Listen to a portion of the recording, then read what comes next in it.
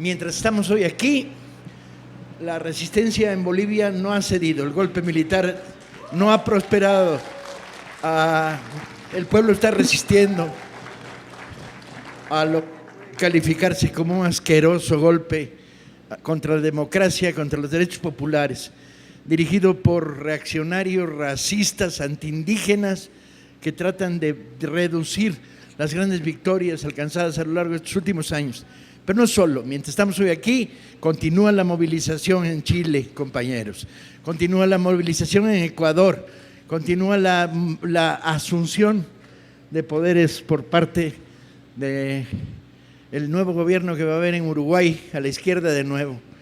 El impulso hacia la izquierda que ha tenido, iniciándose con las elecciones mexicanas, recorre hoy toda América Latina con una resistencia terrible de las fuerzas del lado oscuro, nunca mejor dicho. Entonces, desde aquí, desde hoy y desde siempre, nuestra más profunda, amplia solidaridad con el pueblo de Bolivia.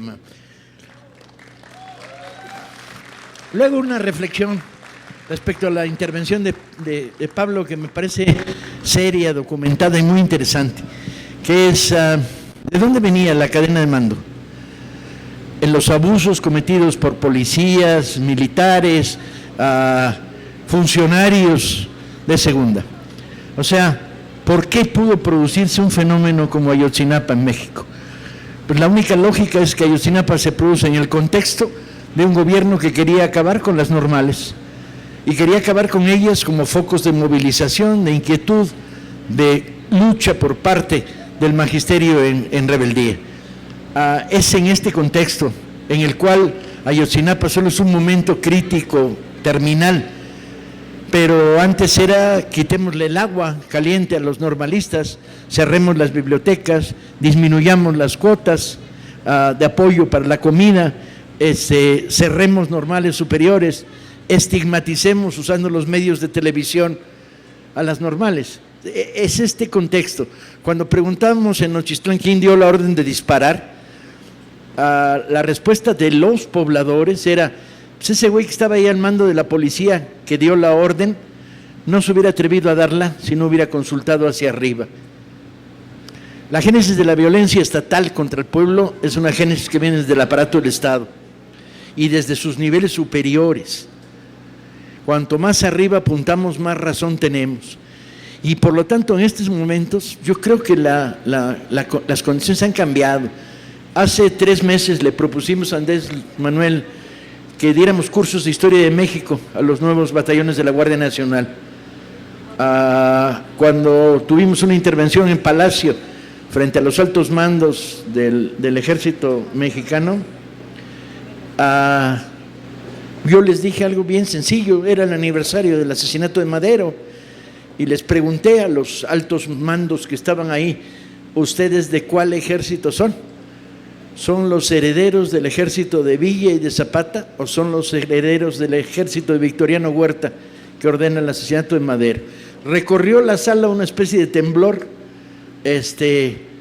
pero respondía a una pregunta que me vengo haciendo desde hace mucho tiempo, que es la pregunta de ¿todos son instrumentos del sistema? ¿Todos han aceptado de manera lógica este concepto de yo sirvo al sistema? Que viene de lejos, man. No me desconcentres, que ya me cuesta un huevo concentrarme por un problema de edad. Ya que estás desconcentrado, cámbiate esa silla porque se está a punto de... No hay nada peor que los floor managers, compañeros. Hace muchos años, 1968 para ser exactos, avanzábamos sobre...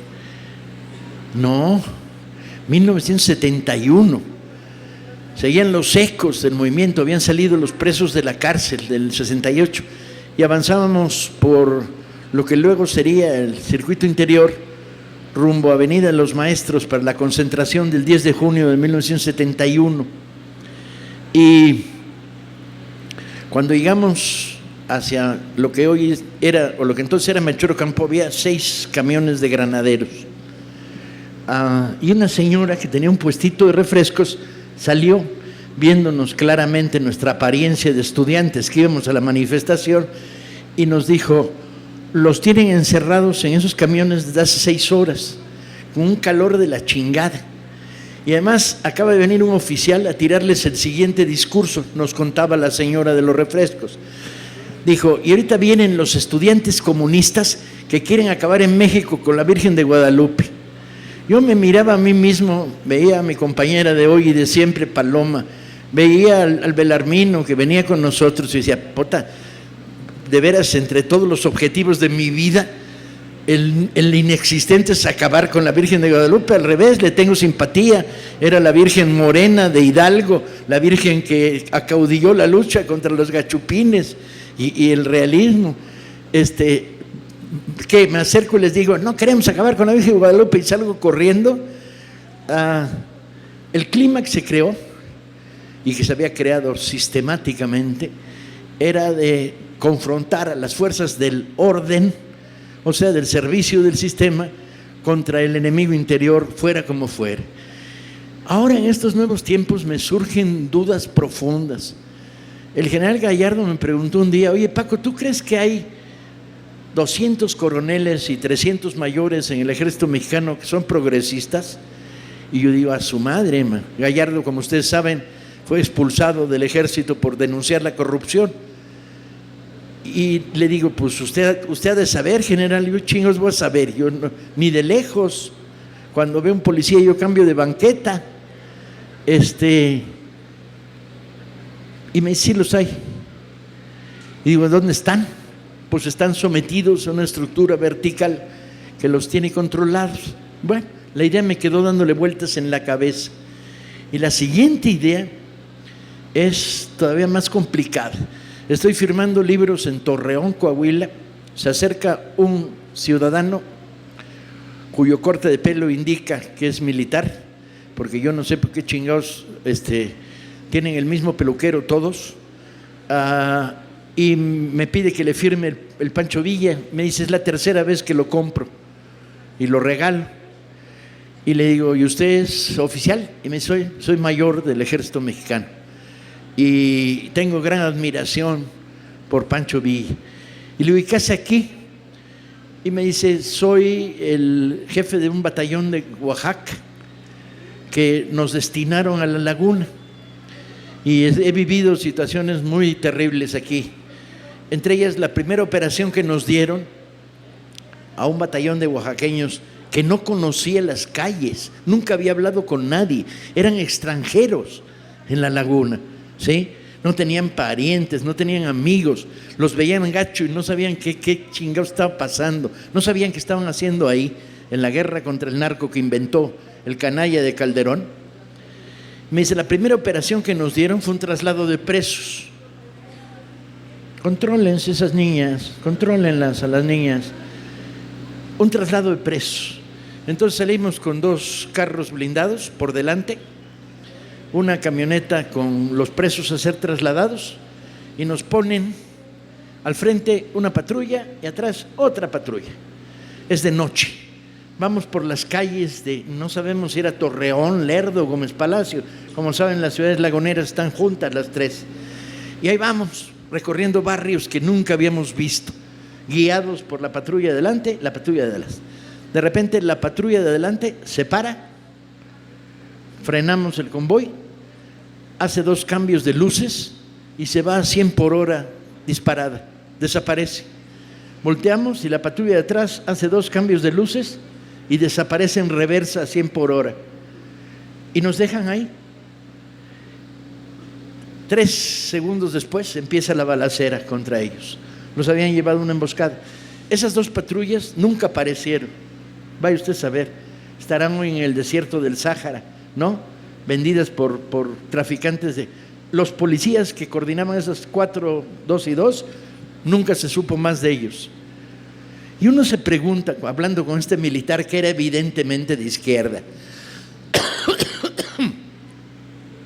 te colocaron en territorio desconocido, te enfrentaron a una guerra contra el narco en la que no entiendes nada, te colocaron al margen de la población, te mandaron con una brigada de oaxaqueños que nunca había estado más al norte de Juchitán, chinga, y los mandan a la laguna, que no saben por qué el pan Bimbo costaba más caro en La Laguna que en Juchitán, ¿cómo reaccionan? Bueno, pues a partir de ese momento, ese batallón iban con cartucho cortado, andaban por las calles con cartucho cortado. Es el sistema el que construye esto. Y yo creo que el día de hoy la gran batalla es ganarnos al ejército y a la policía, compañeros. Porque si no los ganamos, tenemos a Bolivia en el horizonte, en México. Y tenemos que ganarlos. Y tenemos que ganarlos en lo que es la gran batalla ideológica de nuestros días. La batalla por decir, hay otro país posible y hay otro papel de las fuerzas del orden subordinadas a la ciudadanía y no confrontadas con la ciudadanía. ¿Que es una batalla dificilísima? Pues sí, pero si no la damos, tenemos a Bolivia en el horizonte. Eso es intentando darle la vuelta, argumentando elementos que complementan lo que Pablo ha estado diciendo con mucho sentido común. Bien, no me trajo aquí esto, me trajo esto otro. Desde que tomamos el control del Fondo de Cultura decidimos hacer una colección popular. ¿Por qué? Porque la máxima editorial del Estado en México no tenía una colección popular. Y no solo eso, los precios de sus libros estaban para espantar. Y lanzamos Vientos del Pueblo. Vientos del Pueblo son libros que cuestan de 9 pesos el más barato a 20 el más caro. ¿Y qué tenía que tener esta colección? Primero, bajar el precio al tope, al mínimo. Tenía que tener narraciones de la historia de México, la historia de los 33 negros que fueron condenados por la Inquisición, la historia de la huelga de Nueva Rosita, la historia de las represiones contra un poblado en Oaxaca hace 8 años, historias de los liberales en la guerra de reforma juaristas, narrativas de la revolución, contadas por la mejor escritora de la época revolucionaria, por Nelly Campobello. Cuentos clásicos, Kipling, Chekhov, etcétera. Autores mexicanos contemporáneos, Elena Poniatowska, autores internacionales como Valerio Máximo Manfredi, el súper bestselleroso que creó la historia de Alejandro Magno y que vendió millones de ejemplares, y libros infantiles. Y primero teníamos que hacer tirajes enormes para poder bajar los precios de ese volumen. Entonces arrancamos hace 5 meses con Vientos del Pueblo. Llevamos ya 27 títulos producidos y más de 1,5 millones de libros editados. Y tengo que decirles que contra lo que pronosticaron los pirurris y los fifís, de que esto no iba a funcionar, de que el problema del precio no era el problema más grave de acercar a la gente a la lectura, no solo eso, sino que llevamos ya 4 libros agotados, 27 producidos y vamos a ritmo de 1 por semana. A esto hubo que sumarle algo más, que era una red de distribución. Librobuses como este recorren hoy toda la República, llegando a ciudades donde no ha llegado jamás un libro, a comunidades entre los jornaleros de San Joaquín, al desierto de Sonora, en las comunidades yaquis, a las comunidades de Veracruz, a la zona maya del interior de la península de Yucatán, a la Sierra de Puebla. Hemos reactivado las librerías y hemos puesto en marcha Vientos del Pueblo. Y estamos iniciando una campaña de promoción, o sea, estamos explicando a la gente que existe Vientos del Pueblo, que se enganchen, que ya llegó la hora de leer, chinga, ¿sí? Que un pueblo sabio lee, que un pueblo medianamente inteligente lee un chingo y que un pueblo muy inteligente lee un chinguísimo, ¿sí? Que leer significa adquirir información por canales indirectos, a través de la literatura, de la poesía, adquirir sensibilidad, adquirir el gusto de la lectura. Y hemos descubierto que tanto entre los muy jóvenes como entre los adultos mayores está pegando con tubo. Hay un sector que ya se estropearon, chinga, que hoy tienen más de 30 y menos de 50, que ya no los podemos componer, excepto algunos casos, que son los de aquellos militantes de izquierda que siguen siendo militantes de izquierda, menos mal, y que siguen leyendo como leyeron toda su vida. Pero la sorpresa fue ganar a los adultos mayores. De repente ponerles cerca una historia, llevar a la autora que se las contara, hacer promoción, decirle, leer es muy divertido, muy ameno, muy apasionante, funcionó. Y entre los jóvenes romper la idea de leer, puta, qué hueva, que traen en la cabeza miles de jóvenes, porque la educación media está fracasando. Están haciendo de nuestros jóvenes no lectores. Niños leen un chorro. Llegan a la secundaria y les encargan, léete esto otro, lee fotocopias de este libro en pedazos, no todo. Y en la prepa peor tantito. Y van creando una especie de vacuna contra la lectura. Todos ustedes lo han vivido. Han vivido como de repente en un determinado momento de tu vida, en la formación estudiantil, la presión de la lectura por obligación te quita de las manos la lectura por placer y se pierde. Y llegan a las universidades diciendo leer, puta, qué aburrido. Pues sí, leer así. Porque el problema no es el problema de la lectura de aprendizaje, la lectoescritura, la mejora de la lectura de comprensión. O dicho de otra manera, ese es también el problema, pero es otro problema. Porque la puerta que se abre tiene que ver no solo con la formación académica, lee lo mejor posible, lee entendiendo lo más posible, de tal manera que aprendas y te eduques. La lectura también es la educación de lo que llamaríamos la educación sentimental. ¿Quiénes de los que hemos leído Los Tres Mosqueteros en el momento justo no sabemos que el lema es todos para uno, uno para todos? ¿Qué es el lema de la solidaridad, compañeros? Pinches mosqueteros ahí andaban defendiendo la honra de una reina piruja en Francia, pero a la hora de los madrazos traían jodidos a los guardias del cardenal y actuaban como un puño. La solidaridad, la fraternidad. Quien que haya leído el diario de Ana Frank, pues no sabe que a esa chava se la fumigaron los nazis, la mataron a una adolescente por el puro hecho de ser judía, ¿sí? La mandaron a las cámaras de gas.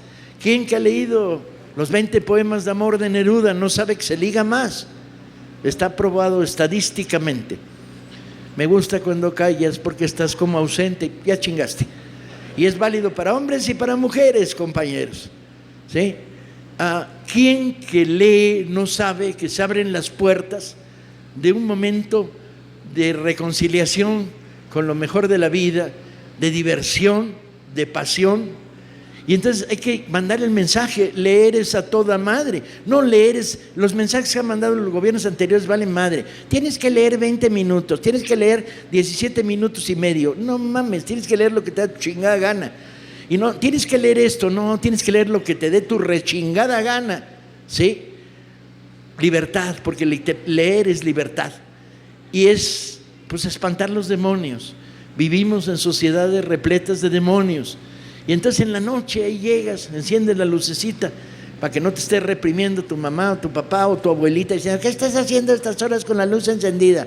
Leyendo, chinga. O usas el método que yo usé cuando era niño, que era te tapas la cabeza con una pinche cobija, te metes una linterna en la boca y lees ahí, lo cual provocó que tengo muy mala dentadura, tengo una vista asquerosa, pero leí libros chingoncísimos, compañeros, en horas robadas al sueño. Este es el mensaje que tenemos que traer y este es el sentido y la intención de poner sobre la mesa Vientos del Pueblo. De los 27 que hemos editado, me informan que hay 12 aquí. ¿Me equivoco, compañeros librobuceros? ¿Cuántos ejemplares de Vientos tenemos? 17. Ha crecido desde hace media hora, se reproducen como champiñones los Vientos del Pueblo, compañeros. Y van a estar a la venta en el momento en que termine de tirarme rollo macabro, en ese librobús que forma parte de nuestra cadena y que queríamos traer a Nesa, porque aquí sabemos bien, hay un público de lectores agradecido que siempre se queja, los libros son muy caros. Bueno, pues a chingar, el argumento de los libros son muy caros no vale, ¿sí? Y hemos logrado este relanzamiento. Junto a ello bajamos 1,200 títulos del Fondo de Cultura a la mitad y a la tercera parte del precio, sacamos una colección popular que yo le tengo gran esperanza de libros de literatura, etcétera, para estimular este proceso de lectura. Y bueno, estamos hablando ahora con el presidente municipal para empezar a hacer una red de visitas de Librobús a los barrios más rasposos que hay en Ciudad Nezahualcóyotl. Lo que pasa es que la lista es larga. Tengo 2 noticias, la lista es larga de los barrios rasposos, pero se puede. Estamos metidos en una gran campaña de fomento a la lectura y vamos a ir adelante sobre ella. Entonces, suena la campana y pueden ustedes comprar Vientos del Pueblo. Sí, no. El precio está en la portada. Si dice aquí 12 pesos, es porque cuesta 12 pesos, que nadie chingado te lo vaya a tratar de vender a 13 y no estés diciendo, ¿y el descuento? No mames, el descuento. Les pusimos los precios en portada para que no hubiera chanchullo por ningún lado, y al mismo tiempo, porque cada libro cuesta diferente, porque cada libro le pusimos el precio lo más barato que pudimos. Entonces están en circulación. En el momento en que suena la campana, están a la venta. ¿Aquí los va a vender quién? Ahí los van a poner. En esa mesa vamos a poner Vientos del Pueblo y Julio se los va a estar vendiendo todos como churros. Ahora voy. Es por un lado. Cuando suene la campana, ding, ding, ding, ding, ton, ton, ya puede. Por otro lado, vamos a presentar. Estos ya los podemos quitar de aquí, menos los que acabo de comprar, que son míos. Favor de no llevárselos. No, esos 2 sí, eso. Todos tuyos. Y ahora vamos a abrir espacio para la presentación del libro que va a regalar hoy la brigada. Por cierto, un libro maravilloso. Una juventud en Alemania, de Ernst Toller, un revolucionario alemán de la década de los años 10, que tiene la virtud que cuenta cómo se formó. Y se los vamos a regalar a todos. O sea, no solo les vamos a vender Vientos del Pueblo rebaratos, y hay ofertas de libros míos para los que tengan dinero, que deben ser la minoría, o sea que no vale madre, o sea, a esas alturas. Y les vamos a regalar a todos los asistentes un ejemplar del libro de Toller, hecho en colaboración entre la Brigada y la Fundación Rosa Luxemburgo. El libro de Toller tiene una enorme virtud, que es una historia de una revolución y de un personaje que fue pieza clave en esta revolución en 1918 en Alemania, sino que además es la historia del momento, de la crisis de la vida y de un personaje fascinante. Dejo a Óscar de Pablo y yo me voy porque tengo que salir dentro de unas horas para Venezuela, a la Feria del Libro de Caracas, donde ya los pirurris dijeron, ¿qué van a hacer ustedes el Fondo de Cultura Caracas? Pues a vender libros a $1, porque sacamos de una bodega que estaban pudriéndose 80,000 libros y los llevamos a Venezuela, donde no hay dinero, y vamos a venderlos a $1, los libros del fondo. Y dijeron, pero eso es apoyar al chavismo. Y dije, no mames, obviamente sí, pero también es apoyar a los lectores, hombre. No le vamos a preguntar a un lector, oiga, ¿usted es chavista o no? Hay que romper el bloqueo que hay contra Venezuela, y una forma de romperlo es llevando libros a precios muy bajos.